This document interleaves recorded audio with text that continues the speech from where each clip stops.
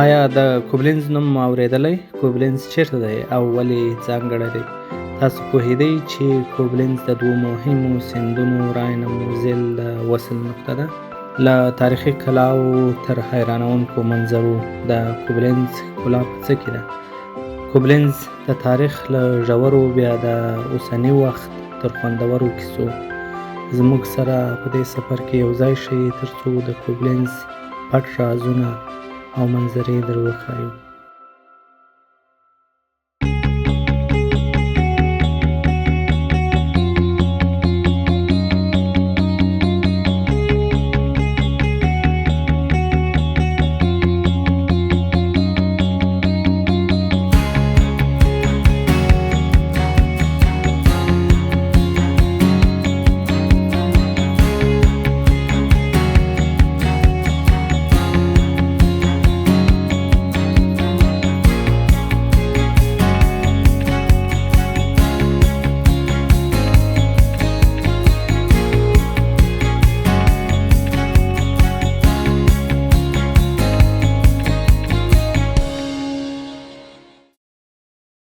د المان له ښکلاوو څخه یو هم ډویچ ایکه د جرمني کونج دی چې د کوبلنز ښار په زړه کې واقع دی. دا هغه ځای دی چیرته چې د راین سیند او موسیل سیند سره یو ځای کېږي او د ډیرو زیاتو اوبهیزو تفریحاتو لپاره زمینه سازي کوي. موږ سره اوسئ چې ځینې نورې نقطې هم درته در وښیو.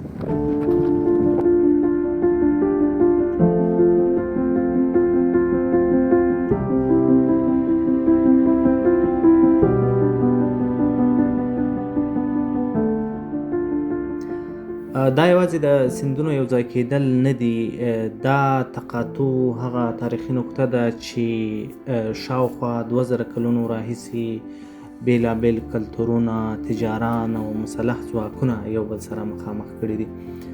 رومیانو 2000 کاله مخکې دغه ځای د یوې پوځي او دفاعي اډې په توګه باندې کاراوه او له هغه وروسته بیا په منځنیو پیړیو کې مسافر او تجاران له همدغو لارو څخه تېرېدل او شمال او جنوب ته یې سفرونه کول.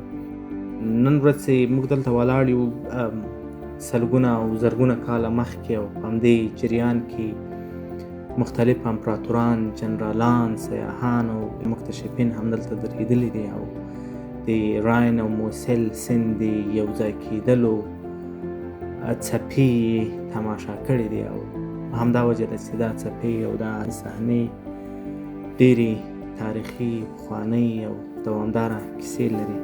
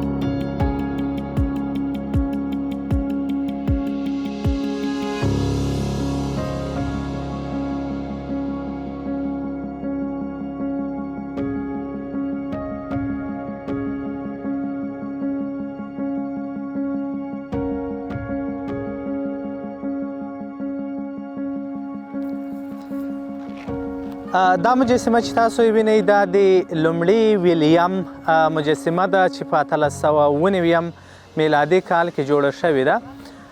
ویلیم اول د آلمان په یو ځایوالي کې مهم نقش درلود او همدا وجه ده چې د ده مجسمه د ډویچ ایکه د جرمني په کونج کې د کوبلنز ښار کې هغه ځای کې چې د موسیل او راین سیندونه سره یو ځای کېږي نصب شوې ده ترڅو د جرمني د یووالي سمبول هم له تاریخي لحاظه او هم له جغرافیوي لحاظه چې تقویه شي. خپله دغه د کوبلنز د ښار کلمه یوناني ریښه لري چې د یووالي یو ځایوالي په معنا باندې ده. دا مجسمه د دویم نړیوال جنګ په جریان کې ورانه شوې وه چې وروسته په 1993 کال کې کله چې شرقي او غربي المان سره یو ځای کېږي بیرته ورغول سوه او اوسنی شکل یې د همغه 1993 کال شکل دی. له موږ سره اوسئ چې د کوبلنز د ښار له نورو ښکلاوو څخه مو خبر کړو.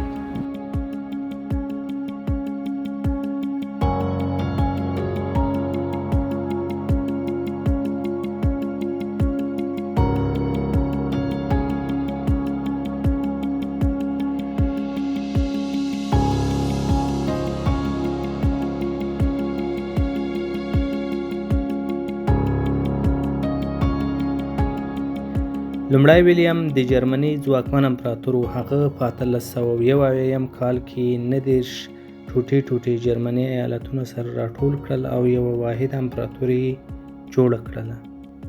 هغه د پروس د پاچا په توګه باندې د خپل ستراتیژیک او ځیرک وزیر بسمارک په لارښوونه له ډنمارک، اتریش او فرانسې سره 3 جګړې وکړې چې په ترڅ کې یوه واحده جرمني رامنځته شوله. دا مجسمه چې په 1899 کال کې جوړه شوې د یووالي نښه ده او د ویلیم لومړی میراث دی چې د معاصرې جرمني په جوړولو کې د هغه رول منعکس کوي.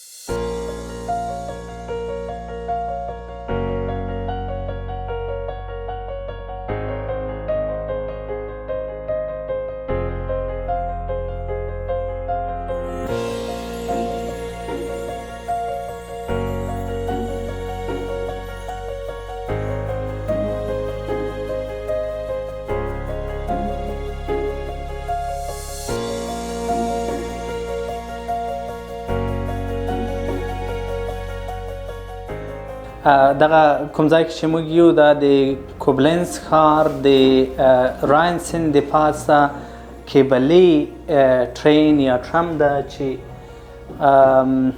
په 2011 کال کې جوړ شوی ده او په یو ساعت کې د 7,000 کسانو د وړلو ظرفیت لري چې دا په آلمان کې یو له قوي ترینو پر ظرفیت ترینو ټرینونو څخه ده.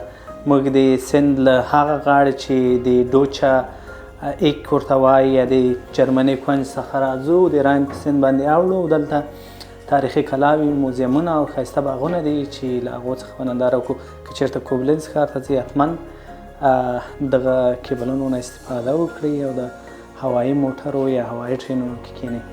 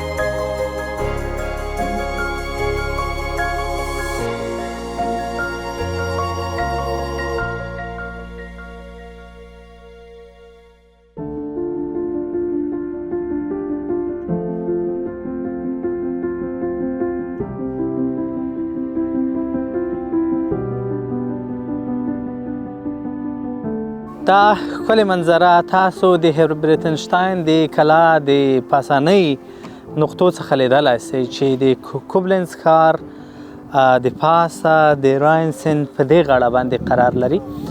دا کلا یو تاریخي، ستراتیژیک او ښکلی جغرافیایي موقعیت لري چې د دوو سیندونو راین او موسیل د سیندونو د وصل نقطه او همدارنګه د راین ښار د ساتلو لپاره پخوانۍ تاریخي ستراتیژیکه قلعه په همدې ځای کې قرار لري او دغه د کلا یو کونج دی. دا ځای نه یوازې دا چې یو ښایسته جغرافیه لري بلکې یو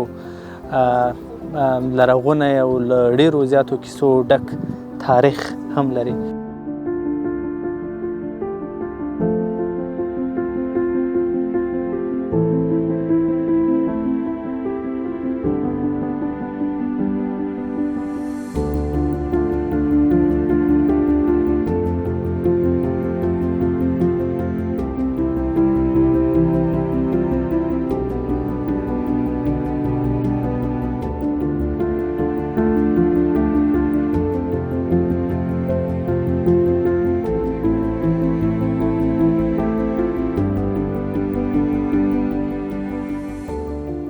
دا یوازې یوه کلا نه ده بلکې د اروپایي جګړو، ډیپلوماټیکو تړونونو، ورانیو او رغونو یو یادګار دی.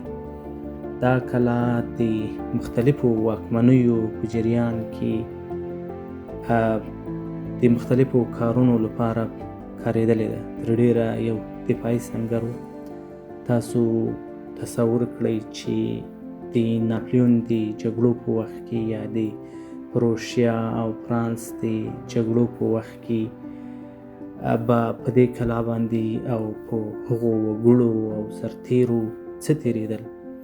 دا کلا د زرګونو سرتیرو د مرګ او ژوند کیسې لري او د کوبلنز د ځواک په سترګه ورته کتل کېږي.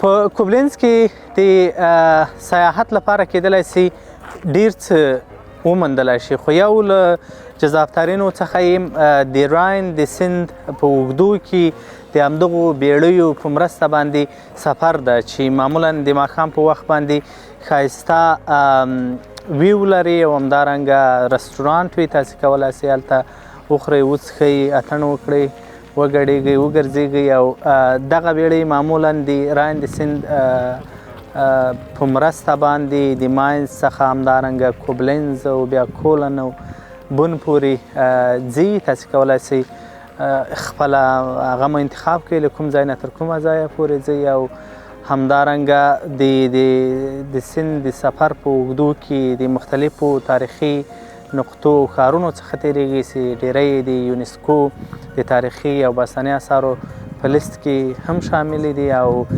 تاسې ته د مختلفو تاریخي ځایونو، قلاګانو او طبیعي ښکلاګانو یوه ښه ننداره در وړاندې کوي.